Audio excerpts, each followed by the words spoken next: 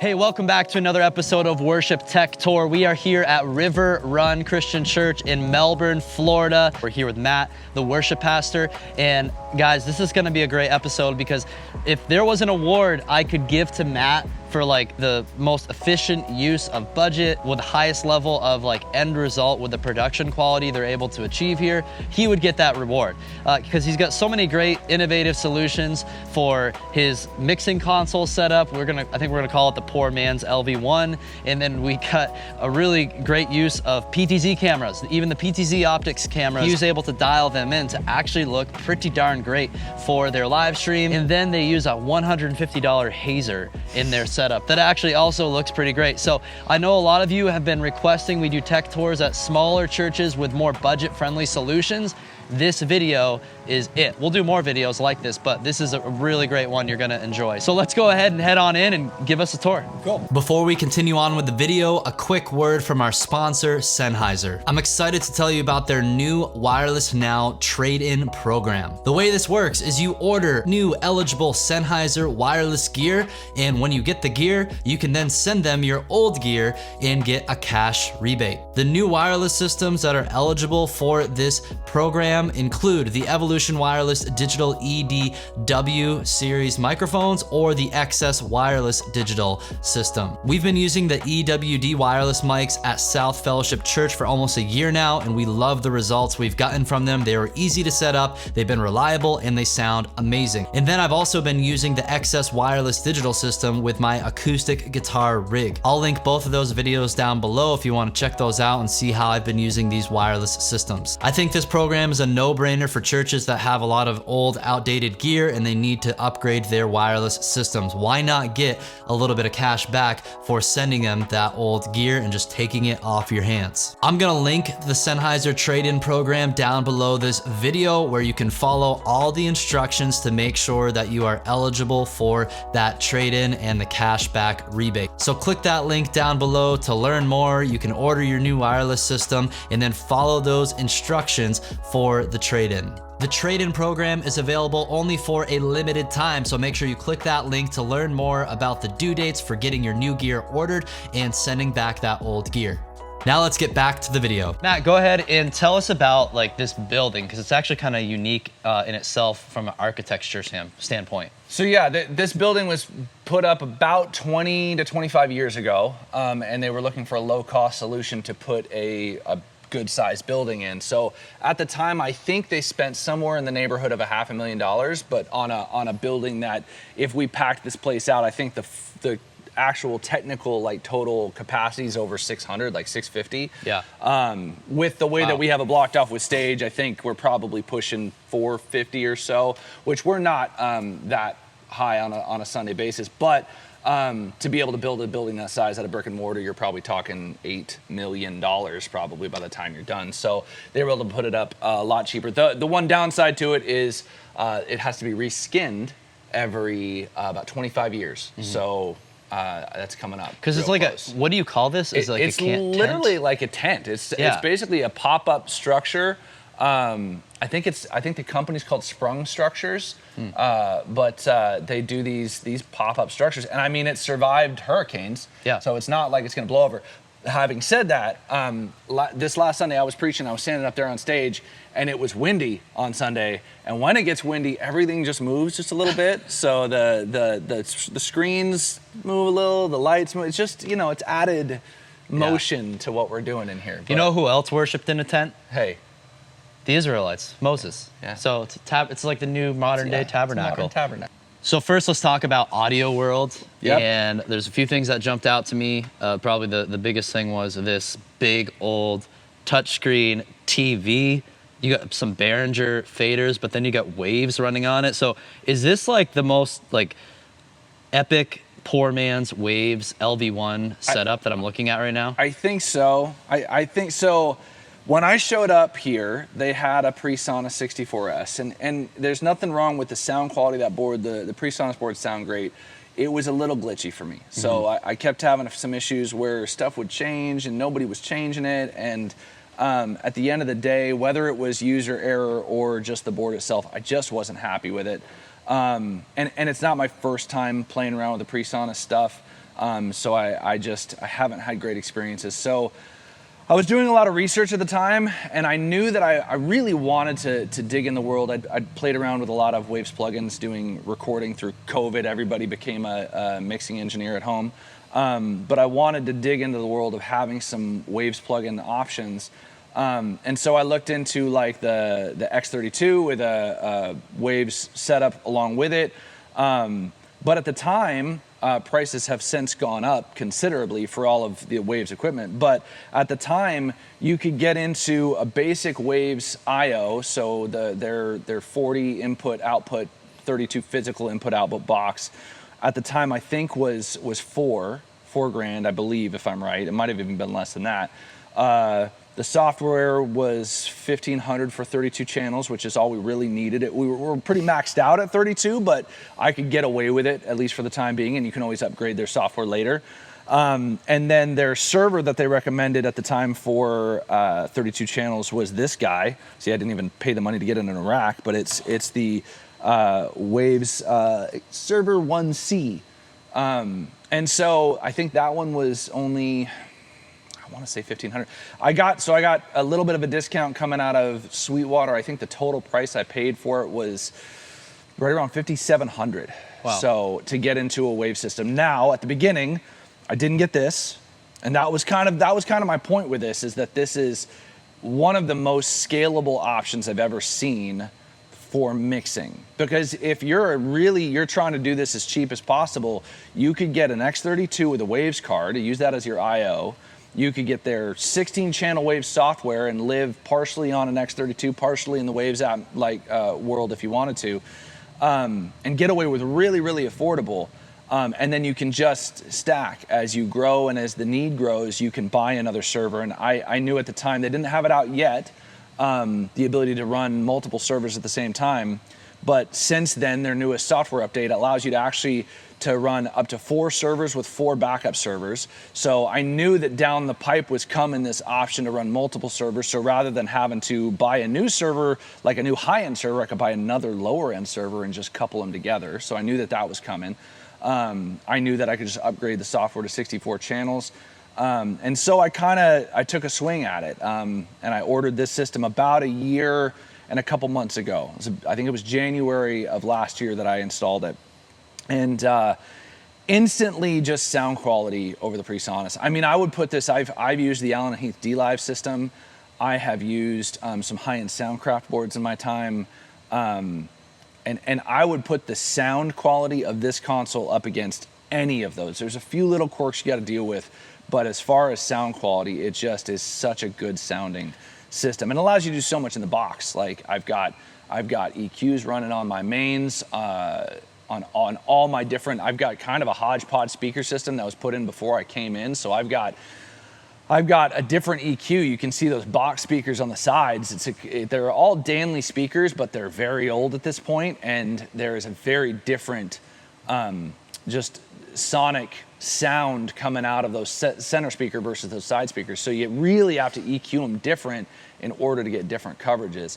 So being able to just run those off of matrices on the board and then run a separate different EQ on each of them is huge. And I actually even have hidden under the stage below where the center of the stage, I've got a couple center fill speakers out of there, literally just for the front row, so that it just kind of hits the front row in the face with a little bit of high-end sound. So being able to do all that off of one console is just really, really valuable to me. And then the other thing is we're running a lot of automation.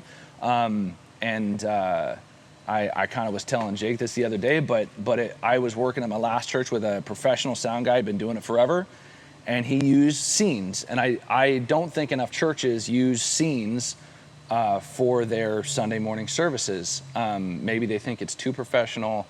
Maybe they think it's too difficult to run that. But the reality is that if a professional sound guy who can mix on the fly better than I could ever hope to is using scenes, why wouldn't I use scenes? So we use scenes, and then I've even got some of that automated. I've got pretty much all of that automated from different areas depending on who's controlling the service at that point. So like all my song scene changes happen from playback on our playback computer, and our sermon and bumper and countdown scenes all change from ProPresenter on that computer, sending MIDI values over the network. So. All right, tell us about this gigantic touchscreen interface you have going right here. Gigantic touchscreen interface. So, like I said, when I got the Wave set up, a generic touchscreen was, I think, between $300 and $500 for just a touchscreen to be able to use Waves. And Waves really does lend itself to using a touchscreen. But we already had this 50-inch TV, and I had seen at some point someone hook up one of these systems to it, and all it is, it's an infrared system that you can get off of Amazon. I think this one was about $200, and you just double-sided tape stick it onto the front of your screen. And then we played around with that for like a week, and then I didn't like that you actually would touch the screen, like you'd actually go through the interface before you would actually touch the screen, because it's a little bit off of the actual screen itself. There's a distance between the layer of the LCD panel and where the infrared beam goes. So I went down to Lowe's and I got them to cut me a piece of plexi that fit pretty much perfectly in here. So that does two things. It protects the screen, so we're not as worried about damaging the TV over time, and it allows it so that when you're touching, it's literally just when you get to the plexi that it really fires. But it works as a touch screen. It's not like a touch screen in the sense that I can use a piece of plastic on it because it's seeing physical things crossing that barrier. So you got to remember that it's not a touch screen. But it's also not $5,000. It's also not $5,000 because I'm sure that's at least what it would cost for a touchscreen this gigantic. So yeah, it's also probably not Waves approved, but 100%. No, actually, if Waves sees this, they're gonna be mad at me because I called in one day. I was having some issues with something. I don't remember what it was, but I couldn't get something to work. He got mad at me because I was running this custom resolution, and then you're supposed to run Waves for the most part with this auto scaling on, because what that's going to do is it's going to take those windows and it's going to put them on the whole screen, right? Mm-hmm.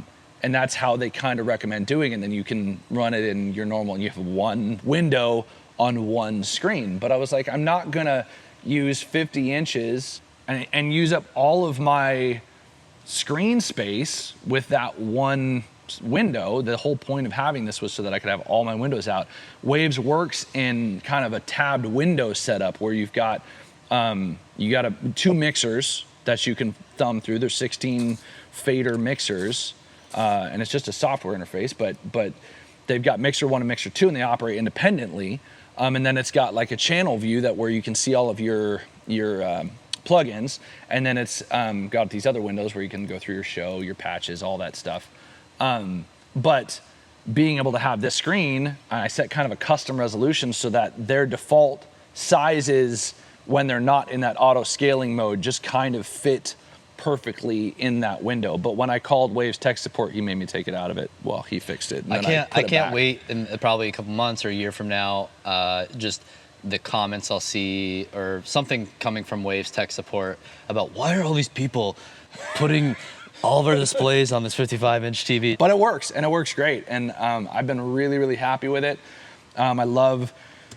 This is like the cheapest way to get this controller. Now, it only saves you, I wanna say $300, $400 off of the Waves Fit controller. So if you have the ability to save up and get the Fit controller, it works better than these do, for sure. It's designed to work with Waves.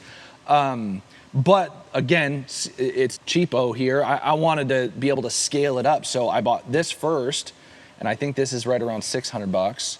And then I bought this second, which is right around $300. So I could spread that cost out over a few months rather than dropping like $1,200 on the Fit controller right off the bat. So. And then here I see what looks like a virtual sound check rig. Yeah, so I don't love Waves Tracks Live. They don't really even upgrade or update or support it anymore, but it instantly talks to the Waves network. And all I do is we record everything that we can, and that's an old PC. We already had that PC. Actually, when we got the system, we were running off that PC for Waves LV1, and this computer was our live stream computer. It was a slightly faster computer. They had bought PCs before I was here. I'm not much of a PC user myself. I prefer Macs just for my own comfort and usability. But I kind of planned eventually to run our live stream off of an M1 Mac Mini base model. And so once I got that moved over there, I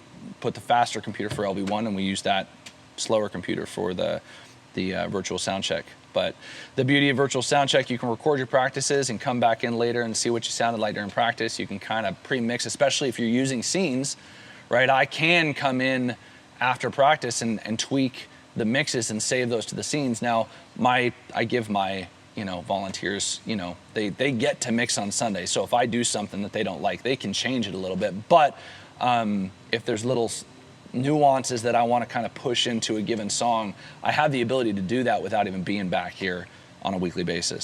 So the LV1 is producing the in-person mix here in the room, but yes. What about broadcast mix? Because I know with a setup like the LV1, you could just send like a matrix mix to your live stream, but absolutely. What are you doing? And I did do that when I first put the LV1 in.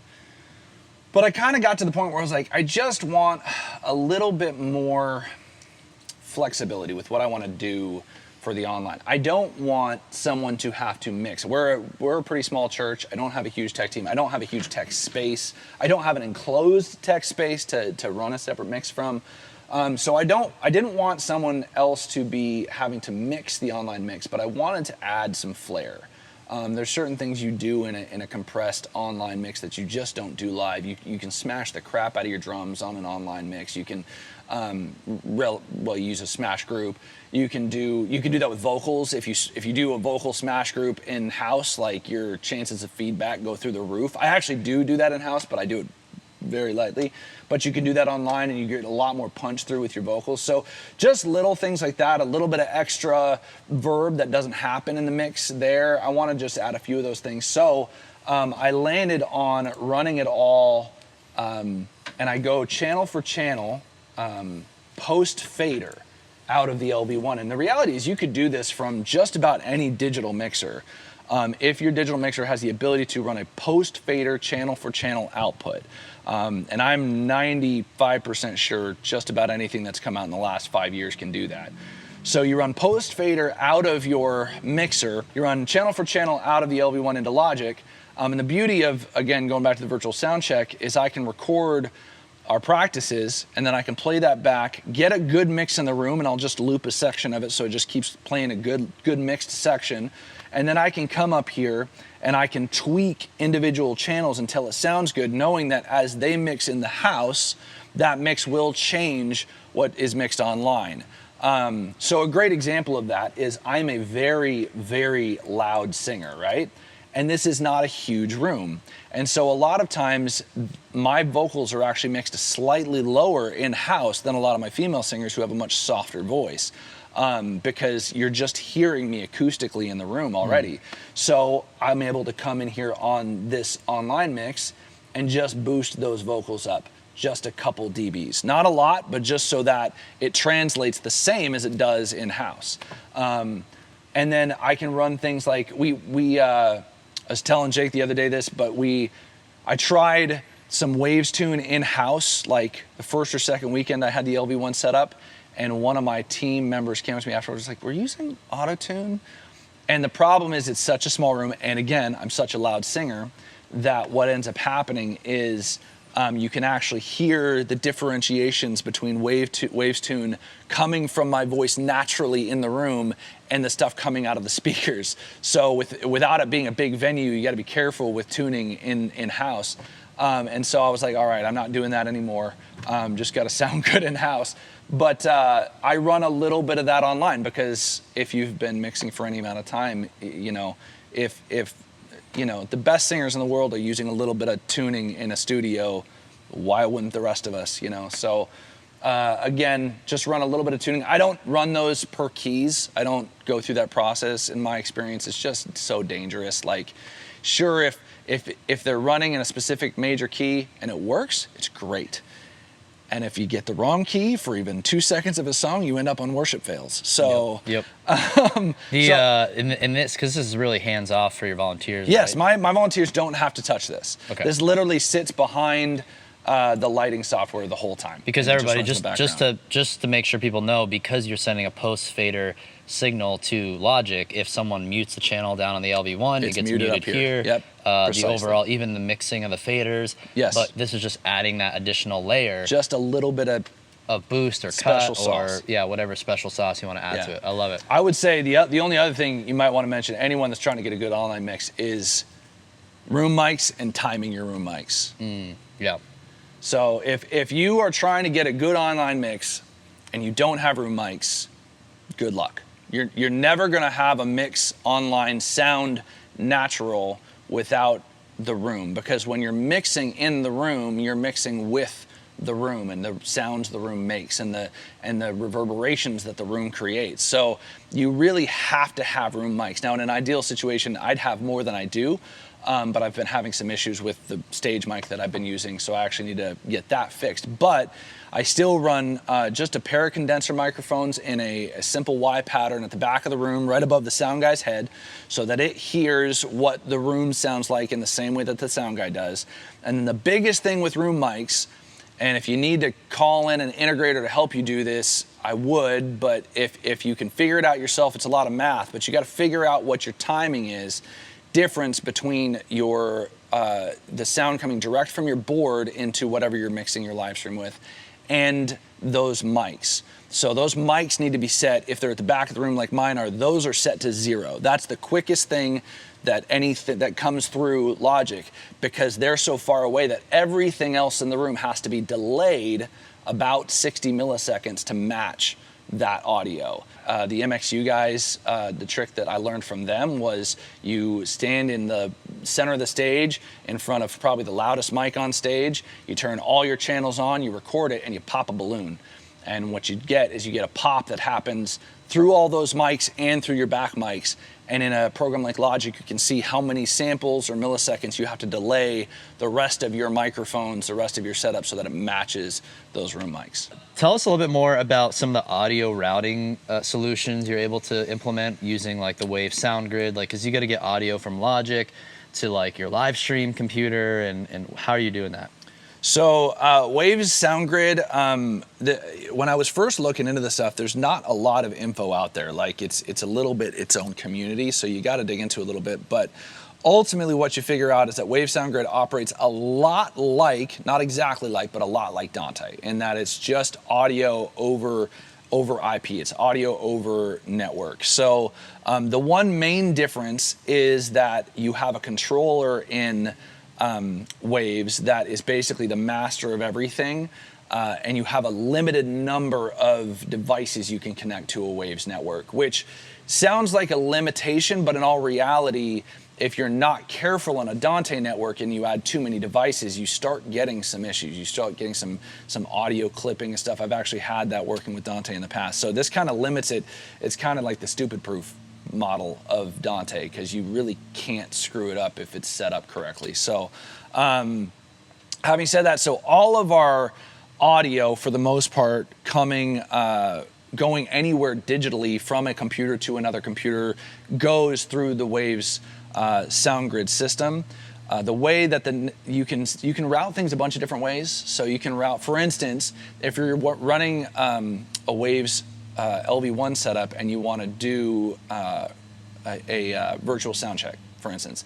If the first time I set it up so that you routed it audio coming from the LV1 pre-fader, like pre-everything, into the virtual sound check, and then when I run it back, it was different. It was, the audio just had a little bit of something added to it, and what going on the forums, like asking around, basically everyone that runs these systems says, yeah, the software itself tweaks the audio just a little bit.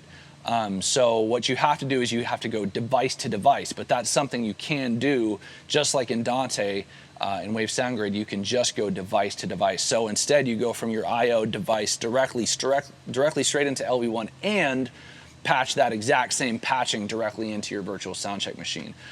In that same way, I've got some device-to-device stuff going from my track computer directly to my online computer versus having to go through the system. I've got device-to-device coming from Logic, going straight to Pro Presenter, which is what we stream from, which is got its pluses and minuses, but it allows me to do a few things streaming wise that I can't do with other solutions. But so I basically got audio bouncing a little bit around everywhere. I go through LV1, out of the LV1 post fader into Logic. Logic sends that over the network back to another computer running ProPresenter, and that's where online finally gets sent out from. Real quick, I wanted to let you know about the Worship Ministry Toolkit. It's a free download linked below this video. That's where our team at Churchfront lists our most up-to-date recommendations for audio, visual, and lighting gear, streaming gear for churches. So click that link below, download the toolkit,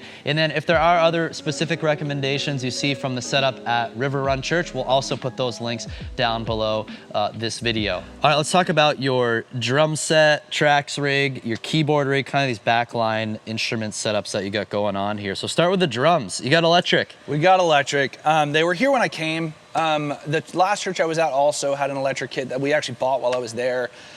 You know, I'm a musician. I love real drums. But the reality is if you're in a relatively small room and you don't have a church full of 25-year-olds, you're probably going to fight noise with a real drum set. There's ways to quiet them down by using weird fake sticks and weird fake cymbals and weird fake heads, and they all sound weird and fake. So the reality is at the end of the day, like, if you can't get a good real drum set to sound good, electric's just a lot easier, in my opinion. I don't have to have someone come here and tune drums. I'm not a drummer. I can fake it, but I can't tune drums to save my life, so I don't have to tune these. It's a lot easier from an online mix perspective because I'm not fighting the volume in my house of a live drum set. Having said that, the way that I run it through Logic would work a lot better than your average Matrix mix because you would already be able to adjust those direct mics in Logic. But having said all that, it is much easier to get a good online mix for sure with electric. It's just, as long as you know how to get the right types of effects. We're just using the basic Roland drum sounds. I don't even know what model this is. TD, it's a TD something, because that's their models forever. But I think it's maybe, it's a TD30. So it's just the basic Roland drum sounds. And you have individual outs for kick, snare, and I run cymbals? individual outs for kick. I run kick, snare, hi-hat. We run a stereo toms. Ride is separate, and then stereo overheads. So it ends up being a total of 8 channels of drums. So, and nice. That way you get a little. So you still have a lot of control. Dude, I like this little tracks rig you got going there. Tell us about it. I was looking for a solution. I've thought about this for a long time, that I don't like using laptops for tracks. They run too much for me. I've got lyrics, lights, scene changes, and guitar changes all being run from multi-tracks playback. So with all of that happening, so much of what we do on a Sunday morning comes from this one machine, and if you have a dongle failure, which sounds worse than it is, but it's still pretty bad, it screws everything up. So I've wanted forever to move towards a Mac Mini so that you've got an Ethernet jack that clicks in and it's solid, your power, it's pushed in, it's not coming out. Aside from someone tripping over this and the whole thing coming down, you're pretty safe, and if that happens, you're in trouble anyways. So I went and just recently got this. This is actually the base model. Well, it's not the base model. It's the M2 Mini with upgraded RAM. And the only reason I upgraded RAM is I run one other program on here. I'll run my charts off of this as well. So that allows me to run charts and playback off the same machine without me worrying about it in the future, kind of future-proofing myself by getting the 16 gigs of RAM, to be honest. I don't know that I needed it, but I didn't want to spend $200 less and hate myself. So you've got tracks, and then in playback sends out your lighting cues, your lyric cues. Yes. Is it also setting out the cues for your LV1, or is that different? Yeah, so it sends, it's routed interesting. So the way the LV1 works is it only allows you to have one MIDI input. So I can't send MIDI from one machine to LV1 to change those scenes. So I actually route these scene change MIDI outputs through my Logic ProPresenter and Light Key computer, which is why, because I have so many things running through that computer, that's why that's a Mac Studio. Like, I wanted one that would be just about bulletproof. So those actually have to cycle through that computer and then get sent to the LV1. But it works. Once you get it set up, it works just about all the time. Every once in a while you need to restart stuff, but that's about it. I did 6 months ago upgrade. I went in and just spent the money on Bohm Network Pro. If you're sending a lot of MIDI over network, I highly recommend using that program specifically because it will reconnect automatically. So if you're using a lot of audio MIDI stuff back and forth, the audio MIDI setup from Max is great that it's built in, but it doesn't automatically reconnect. So it's this program right here, and you can set up connections and they can auto connect. I took it one step further. The one thing that I found is even though Bohm will reconnect, there are certain programs, ProPresenter, that doesn't like when MIDI things change while it's running. So if a program has to be reset. So one time I reset Playback and it wouldn't reconnect to ProPresenter. So what I do is on Wait, do you have to restart ProPresenter too every Sunday? I did. Yeah, oh yes. So tip number one, if you're running a Sunday service and something's going wrong, restart ProPresenter. What I actually did, I created IAC devices because IAC MIDI devices on a Mac computer automatically start up every time. They're always there. They'll run in the background. You never have to touch them. So all of my stuff pretty much on every computer goes into an IAC bus that Bohm Network talks to. That way, so no matter what, when a program starts up, it sees the IAC device, it knows it can send MIDI there, and then Bohm goes, oh yeah, I'm gonna connect this with that. And it basically creates virtual routes through your network system that way. So brilliant. Show us the chart setup you have for your little stage display. I might get in trouble. They might shut it off. Really? So yeah. So you think it's that bad? Some multi-tracks, Trevor, if you're listening, please don't shut this off. I could get the same effect out of an iPad. I could put an iPad on a mic stand. Yeah. I don't like an iPad on a mic stand. Okay. So I had this little 20-inch, 27-inch TV sitting around. So if you're looking to get into multi-tracks, there are a few issues. There's a few little things that are a little annoying. It's all cloud-based. If you worked heavily with any cloud-based programs, you're gonna run into some issues if you have network problems, all that stuff, internet problems. There are some issues. Having said that, being the only worship and tech guy on staff at a small church, and it's not cheap, but I am able to do probably 3 times what I was able to do at other churches by having the multi-tracks stuff everywhere. So I subscribe to Playback, I subscribe to Chart Builder, I subscribe to Rehearsal Mix, I have the ProPresenter add-on where I've got the chords that automatically populate on my confidence monitor. I'm fully immersed in their ecosystem. Multi-tracks is essentially a part-time employee at your church. Yeah, 100%, yeah. If I had to hire someone to do everything that I get from them, it would be 20, 30 grand a year. Yep. So it's a no-brainer. So what I do with my little TV setup, please, again, don't shut this off, but I'm not putting it on a 50-inch TV. I'm putting it on just a little personal TV that sits on the floor. It's my current... What are you talking about? This looks like an iPad to me. Yep, just a super big iPad. So all I have set up here is on this same computer, I set a vertical monitor up front of stage that you can see me operating on. And then I just tell that guy to go full screen, and that's my charts.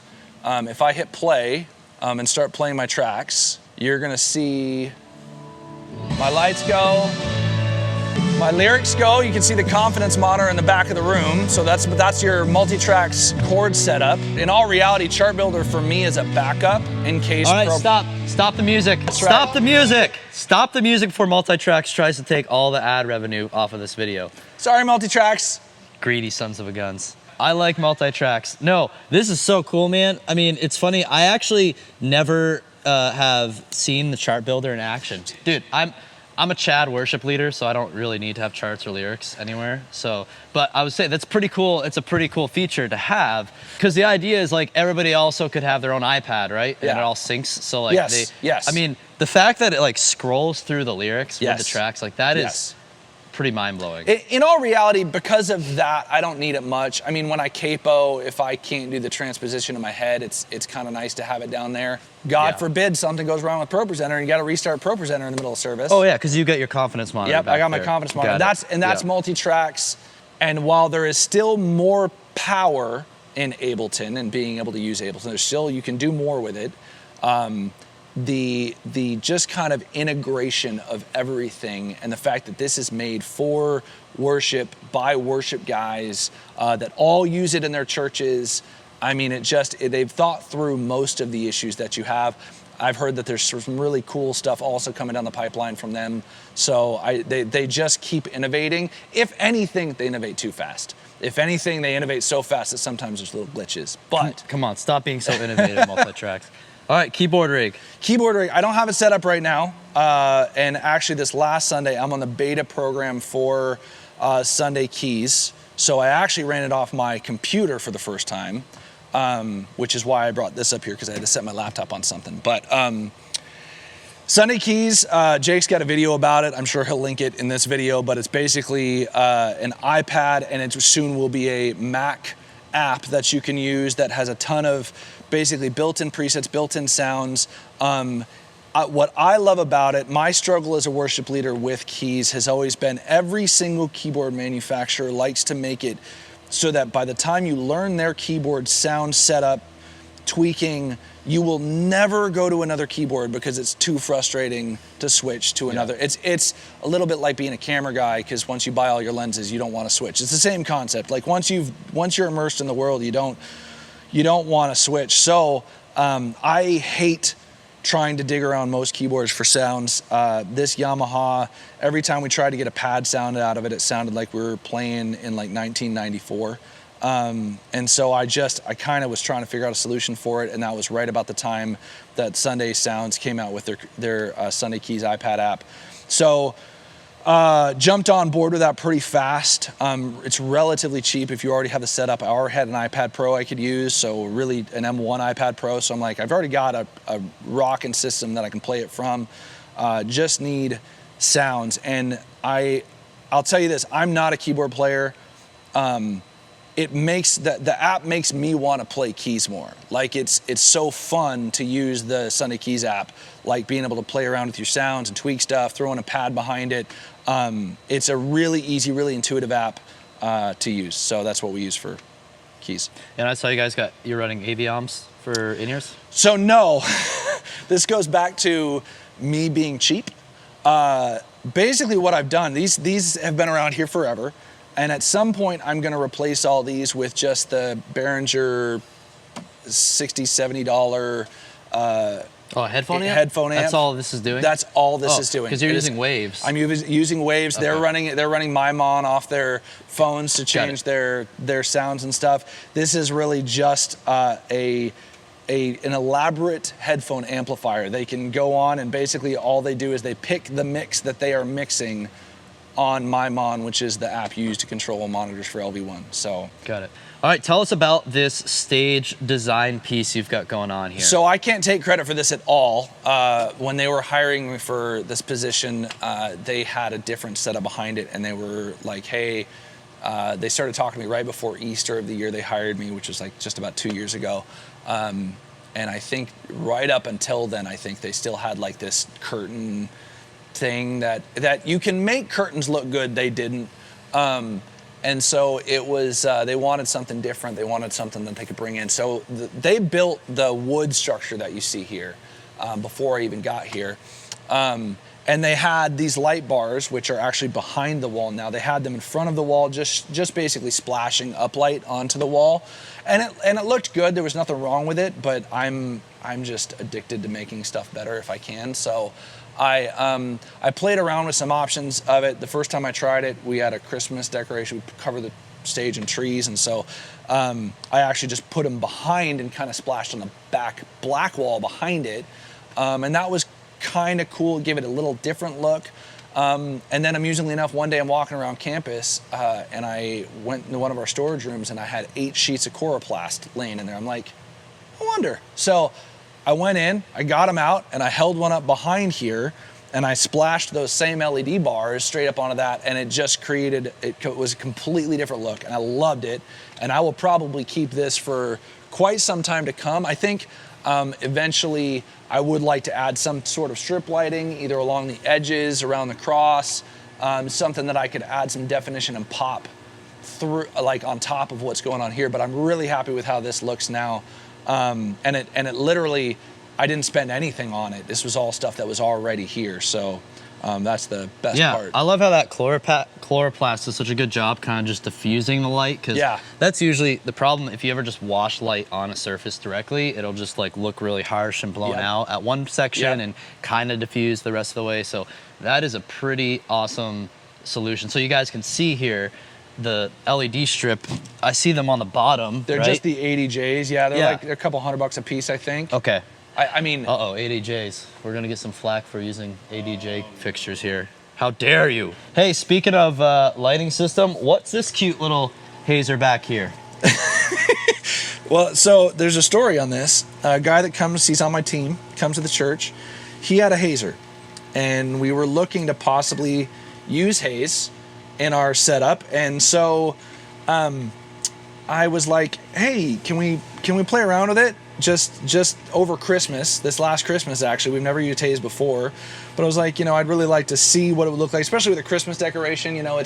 It will be a cool look with the Christmas trees and stuff. And so I put it back here, and I have used a Lemaitre hazer that costs almost $2,000. I've used a DF50. I have used one of the Chauvet Amhaze hazers.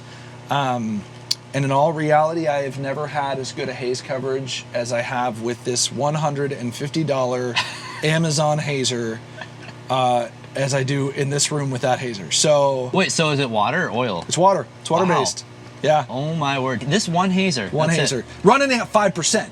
5%? It's running at the lowest I can get it to run at. Now, and maybe that's where the more expensive ones come in. You got a little bit more control over it, and in all reality, it's so dependent on your AC unit, the weather, the temperature. Yeah. But I've found that when we were using the DF50 at the last church I was at, if the heater was on in the room, the haze would sit 8 feet above the floor, and it was like you walked in, there was a cloud coverage from front to back. So I've seen with expensive hazers, bad airflow causes bad haze. So in all reality, if you want good haze, get a cheap hazer to try it out, see what your airflow is doing, and you might just be able to make a cheap hazer work. And then down the road, if you want to upgrade to a nicer hazer, go for it. All right, give us a lighting system breakdown. What are you using for these front lights up here? So the front lights, and the lighting director is going to hate me for this too, but those are monoprice RGBW Lecos. They're just ellipsoidals that have a built-in zoom. It's manual. So how much are they per fixture? They're only about $500 a fixture. Okay. So I got basically my entire front stage wash cost me $2,500. And you can control the temperature and all that. Those are DMX, they're RGBW DMX controlled lights. So it took me a little bit of playing to get them so that I liked the color temperature. If you use light key, which I know Jake does, but you end up, the way that I got it to look the best, I actually used like the built-in Apple color palette feature, because you can tweak the colors a little bit better than that rather than light keys circle.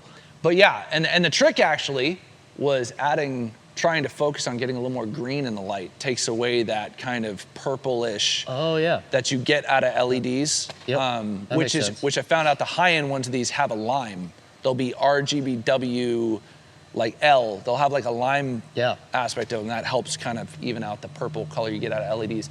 But yeah, I'm happy with them now. And for $500 a piece, LEDs, I really couldn't be happier. Let's talk about the backlighting you've got going on here. See all these little movers. I kind of want to call them the screamers because they sound like little jet engines. They are terrible. No, so those are also monoprice. And the reality is, with some stuff, you just pay what you get. You get what you pay for. So these are little monoprice movers. They have very loud fans. I would not recommend the movers from monoprice. I've used these, and I've used the bigger version that monoprice sells of these. Those are loud too.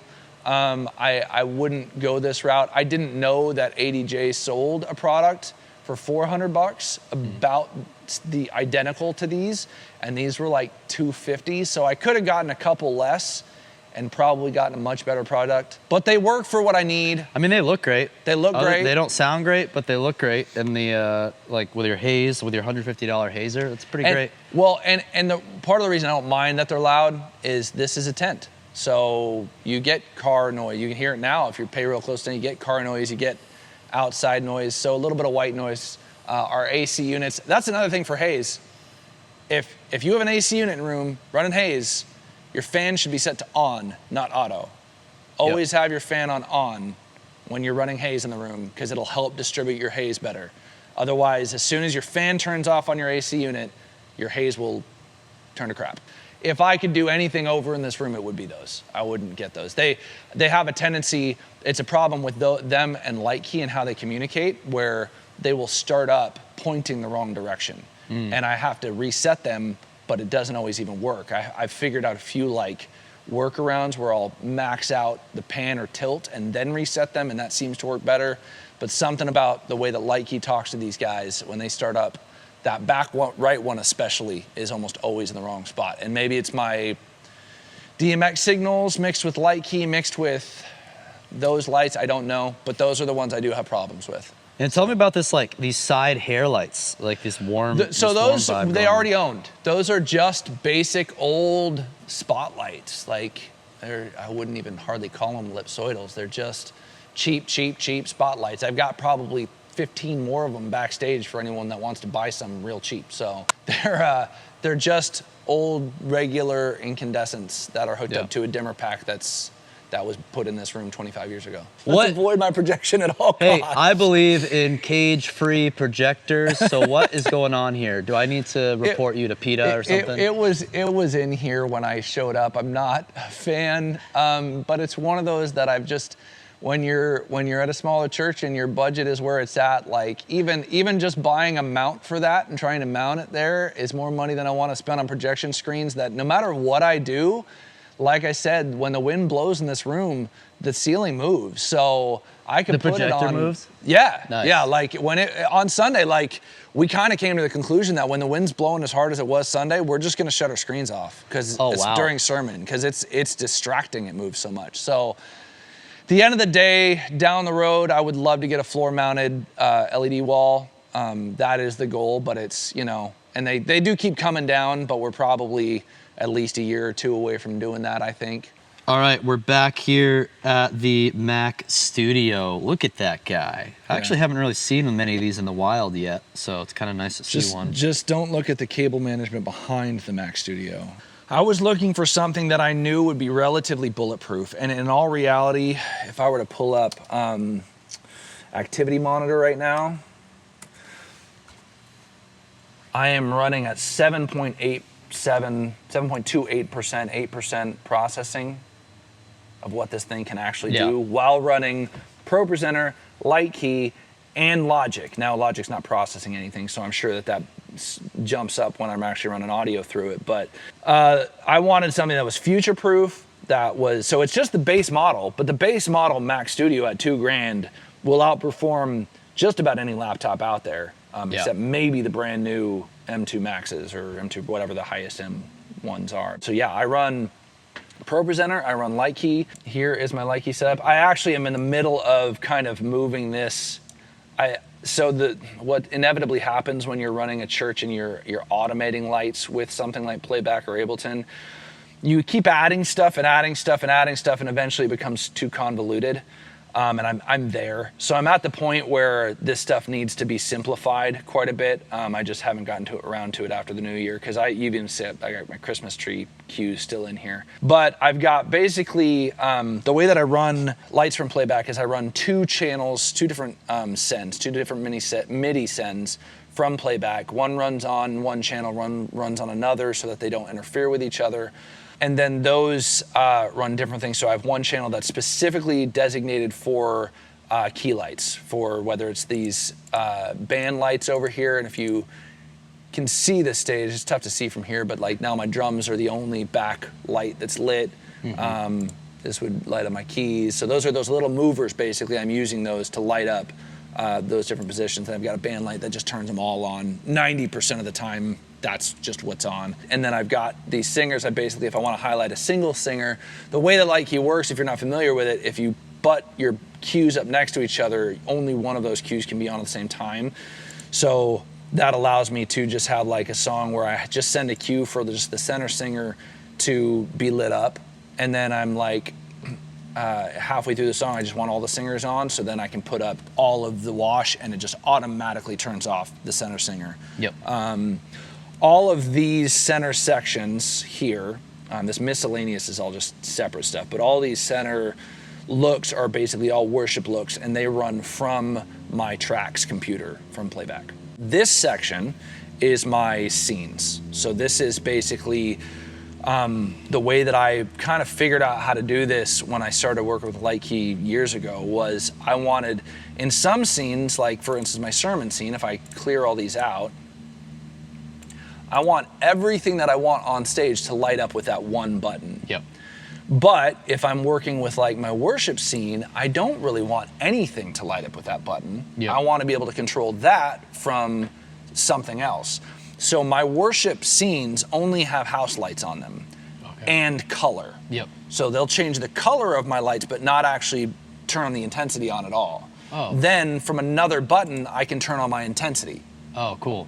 So that way I can run colors based on what I've got for like my ProPresenter backgrounds or whatever, and then a separate button will either turn on or off background, color lighting, all that kind of stuff. So like if I go to a worship violet, you'll see my background lights change, but then I can turn the color off and the lights themselves just go off. But now I can go back. That's to a those really, on. yeah, that's a cool way of doing that. I think everybody kind of has their own unique way of Yeah. how they're combining cues with presets and light key, and like Yeah. that's, wow, I never thought about doing it that way. I do it a very similar way, but not that way exactly.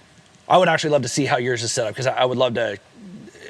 You're always learning. I would love to see it's the same deal because I have to separate my automated cues on the side like how you did, Yeah. and all these different like categories of fixtures.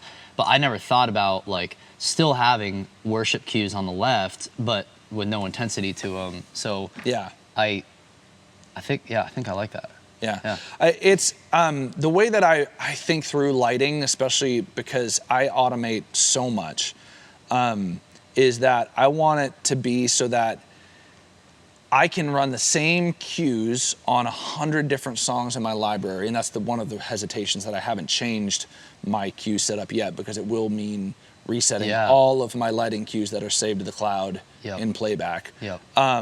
But I can run the same 5 to 10 like eye candy cues for 100 different songs, and they'll work no matter what color I want to throw up there, because then all of these, like I said, all of these come from Playback. All of these come from ProPresenter. Oh, so you can actually have this, like you said, you almost have the same cues in Playback all the time, but you can quickly change the color from Sunday to Sunday. Exactly. So on the Father's house, when I fire the Father's house, it goes to worship purple and blue over here.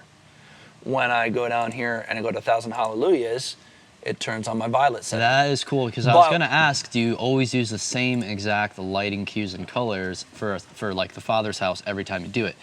No, because you have that additional layer of color. Yeah, I can change the color whenever I want to. That's why we do these videos, bro, is to discover the little gems like that. I love it. So, and then also, so like I said, the scene changes from Playback for music happen from there. They cycle through something, actually. This is a free program you download off the internet. I don't endorse it, but it works for what you do. Bohm, what's their full software? Network Pro? No, Network Pro is the one that I have. Their MIDI translator. Oh yeah, Boom, yeah. Their MIDI translator will do this 100 times better, 100 times more complicated. It's way more powerful. This is literally a MIDI pipe. That's the name of it. It takes a MIDI input, it sends a MIDI output. Okay. So one of the things that you run into with ProPresenter, if you've been around it any amount of time, is that you cannot send program changes from ProPresenter. And most all audio consoles need a program change to change scenes. Yep. They almost all operate off program changes. So when I, for instance, on my sermon setting here, On this one, this is actually the bumper that we created for this last series. You'll see if I go to edit actions, I don't know which MIDI note it is. I've got a lot going on here. Yeah, this is scene changes. So I have an IEC bus that's dedicated to my LV1 scene changes. It sends a MIDI note, and this is 12, so it's sending C-1, which is 12. Yep. I go over here to MIDI pipe, and what I have is I have a MIDI input coming from the MIDI pipe input, which is where that LV1 scene change eventually goes. It goes to a message converter, which turns it from a note on to a program change, and then it sends it out to the computer running LV1. Wow, that's cool. All because ProPresenter can't do program out. All because ProPresenter can't. They're too busy. They're too busy adding a bunch of other unnecessary features that cause it to crash all the time. So that's how that runs. I've got all my light scene changes happen from here. But that's kind of the reason I automate so much. Is there's certain things that are going to happen every single week, and humans are fallible. No matter how good and how amazing your volunteers are, once in a while a pastor's mic will be left muted, or a worship leader's mic is unmuted, or a guitar is off, or all these things. And by automating scene changes on a soundboard, by automating light cues like that, I know that when I hit my sermon slide every single week, it's gonna go to my sermon look. Then you have another instance of ProPresenter, and look at this. This is like, dude, are we like working for SpaceX over here? Mission control, like this is quite the setup here. So tell us what's going on. So, I mean, I didn't spend much on this setup specifically. All of these monitors were here. This M1 Mac Mini was originally bought for the kids department, and when I showed up, we needed to replace our ProPresenter computer. So this actually initially started over there running ProPresenter, and we were streaming from the PC that's now running our LV1 software. But basically, I wanted to do a few things specifically, and I as much as I know, sorry Renewed Vision, as much as I know ProPresenter runs on a PC, it just doesn't run as well on a PC, in my experience. So I really like, when I showed up, they were streaming from a different software. I can't even remember the name of it. I really like, for instance, I've got a pre-service video online that I want to automate so that it plays. It's at 53 seconds long. So at 53 seconds before service starts every week, this video will play to my online send. We start streaming about 5 minutes out. That, unfortunately, unless you buy into the Resi software, you can't automate your streaming. Yep. There are other ways to automate streaming. I just haven't. I feel like that's one that my team can handle. So they start streaming about 5 minutes ahead of time, and it just shows some pre-service slides online. And you're just doing RTMP for YouTube? Yep. Straight to YouTube. And then 53 seconds before service, this video starts up. It's got a little bit of audio. You can't hear the audio because it's just going online, but it's a little video we created just as a greeting video for our online campus. And then as soon as that video ends, it automatically switches to the in-house switcher, which of course is currently set to the computer send. But I've even gone so far as to automate when our bumper plays, it actually sends a command that hits our Stream Deck that sends changes the input on my switcher to the Mac computer so that my bumper always plays online as soon as you hit bumper on that computer. Yeah. So little things like that you can take out of the hands of people, then let them focus on the stuff that they need to focus on. It's not that you want to replace your volunteers. You never want to. Your volunteers are the most important asset you have as a worship or tech guy. But being able to make their jobs easier so that they feel like they win more than they lose, right? Like there's so hard to be a tech volunteer when it's difficult to do your job and it feels like there's something always going wrong. They had these cameras set up when I came in. They had already went out and purchased these PTZ Optics cameras. I'm not a huge fan of them. I'll be honest, when I showed up, I hated them. They just did not look good. They were blown out on the stage all the time. The color wasn't quite right. People looked like Oompa Loompas on stage. It took just a lot of playing around with them and digging into the settings. So if any of you guys have the PTZ Optics cameras, don't give up. They can look better. but you have to get them out of auto mode. They have to be set to manual. You've got to dig into the settings to really set the color balances right. All of that takes time. It just takes time to get them to look right. Once they look right, I'll be honest, now that I've got them, even if I replaced all my cameras with like the Blackmagic, what's their 4K Pro or whatever, 8K Pro, even if I had all of those, I might still have a few of these just because they're so easy to use once you get them programmed in well. I probably wouldn't use them for like sermon looks, but for an extra worship shot, they're great. I was so impressed. Like, I saw your stream online, and then I came here and I saw these cameras. I'm like, dude, how in the world are you pulling that off? Like, cause you know, I dog on these cameras a lot now because it's the same deal. It's like, I think they're a great, you know, quick solution, get up and running. The sensors are tiny. It's just hard to get that image quality. But if you get your lighting right, Gotta get your lighting right. and you really take time to dive into that exposure, Yep. like you're gonna get some pretty great look out of this. So we should do another video that's like how to make PTZ optics cameras not look like garbage. It's gonna be a headache one for anyone that's actually working on them. It's a lot. Like, you've got to dig in. If you go, you have to go into the network interface. not right? just the network interface. So they have this software here, this PTZ optics software. Yeah. That if you open up this is programmed to talk to my cameras, and you can go to the advanced view, and in the advanced view I can pull up a menu bar. So if I go to camera 1, which is this guy up here, and I go to the menu, I can pull up the menu. One of the things that I found out that color does not save, and maybe, again, PTZ Optics, if you watch this video and you're pissed off at me, show me how to do it. But color doesn't seem to save your presets here when using this software to save these settings, right? It doesn't save here. So if I change my color balance on any of these shots and I want to save it, I can't do that from here.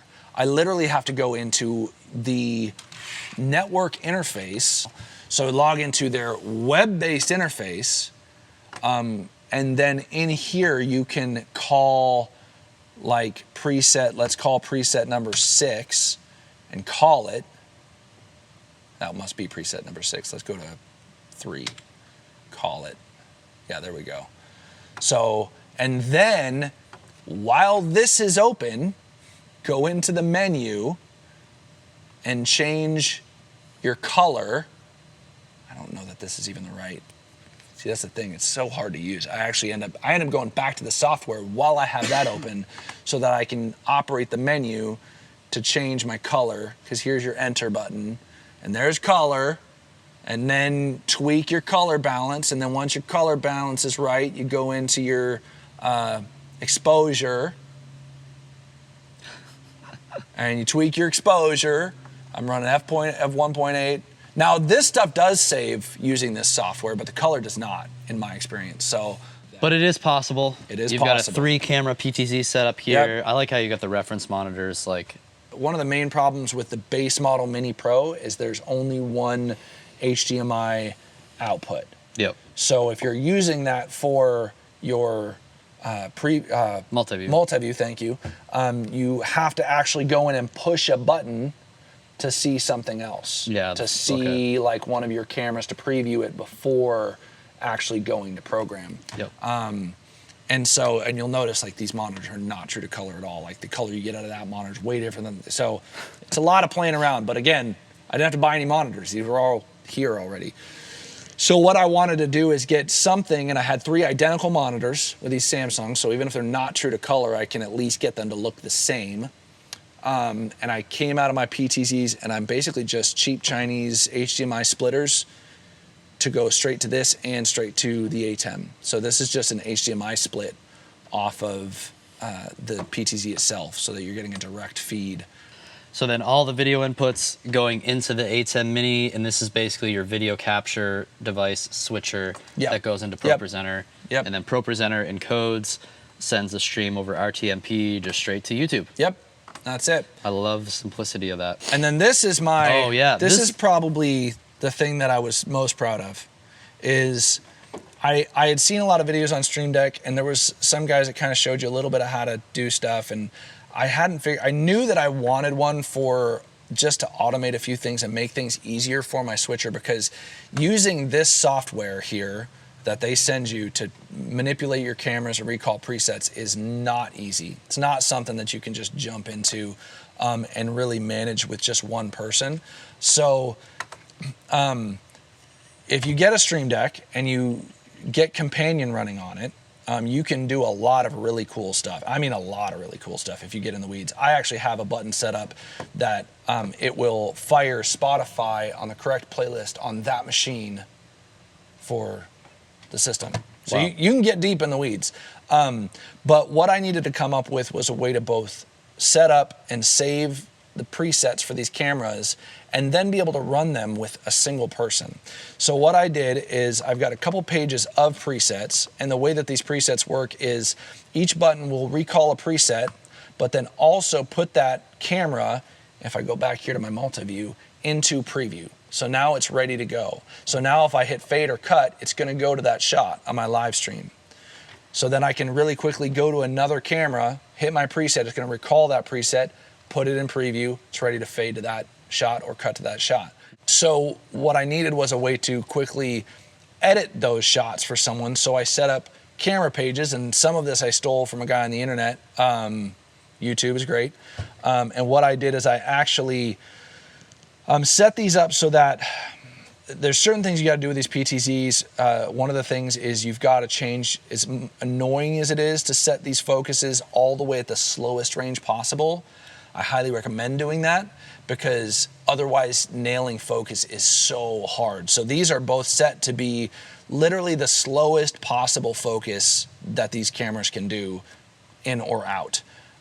Because the autofocus can work on these, but man, it jumps around a lot if you use it. So because you can save focus with a preset, getting your focus set up on the preset is just the way to go. Nice. So you've got to zoom in and zoom out. So if I'm on camera one, which is that guy over in the corner, all of these, what these buttons do is it actually recalls the preset when I push the button down.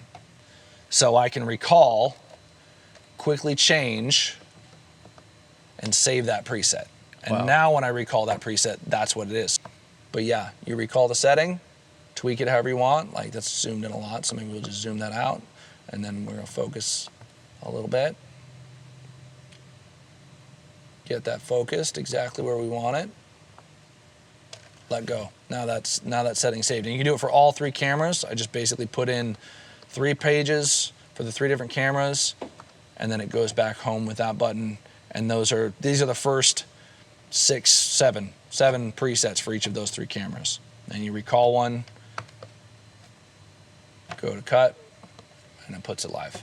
I wish I could give you a PTZ Optics Worship Setup Award or something like that. You know, if you're coming into a situation where you're not happy with the way stuff's working, the key is you just keep ticking away at it, right? Like it just takes time. I think getting the cameras to look right was step 1. You know, that took a few weeks of just kind of playing around with them. It really, but when it came down to figuring out those settings, once you figure it out, it's just a half a day of tweaking them to get them all to look right and look the same, and save all of those color settings to each of those presets, because color settings do save to presets. So if you change the color settings on one preset, you have to then go to the next preset and change them and save them again. So it's just getting into digging with it, playing with it. And then the Stream Deck, once I had the Stream Deck, I figured that out in just a few days. I had an idea of what I wanted to do, and looking on the guys, the stuff that was out there, what you could do with a Stream Deck, I knew that this was kind of the next stage of being able to really operate this well. Matt, thank you so much, brother, for course. taking us on this tour. Great work that you're doing here at River Run. And since I'm so close by, I'm excited to hopefully help out once in a while here with your ministry. Where can people go if they do have a specific question and want to bombard you with questions on social media? My Instagram is at Matt Walcher. You probably just put that up because it's hard to spell. Whoop. And then at riverrunchristian.com, we've got, you can email me. My email's on the website. So thanks so much for your insight, all the tips that you shared today. Thank you guys so much for watching. Let us know what you thought of this tech tour. Let us know if you have any recommendations for other churches we should do a tech tour at. I'd love to travel out around the country. And if you have a unique setup, just, hey, like, let me know below, like, what is unique about your setup that we could feature here on the channel. Thanks for watching. Subscribe to the channel. We'll see you next time.